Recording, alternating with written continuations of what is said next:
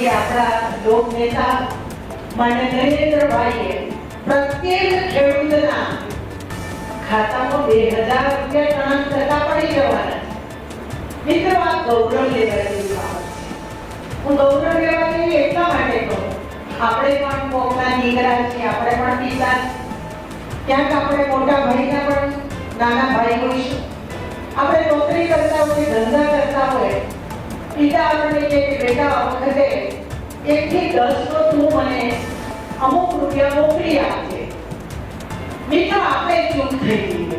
એના વડાપ્રધાન કહેવાય ને કે યોજનાઓથી એટલું બધું આપણને મહત્વ આપ્યું છે કે એના પુસ્તકો લખીએ કે એની ગાથા ગમે તેટલા દિવસો કાઢીએ તો પણ પૂરી ન થાય.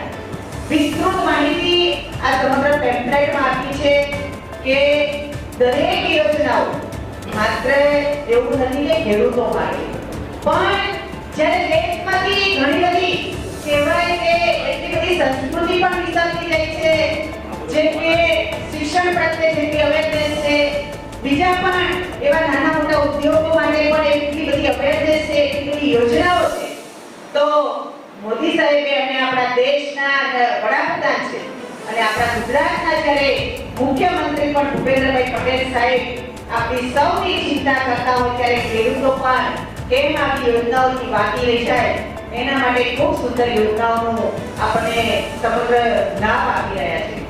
એ યોજનાઓ ઘરે બેઠા અત્યારે પહેલાના સમયમાં જે થતું આપણે બધા ભૂલી ગયા, પણ અત્યારે ખૂબ સુંદર પદ્ધતિસર કે ઓનલાઈન પોર્ટલ દ્વારા દરેક લોકોને આ યોજનાઓનો લાભ મળતો હોય છે.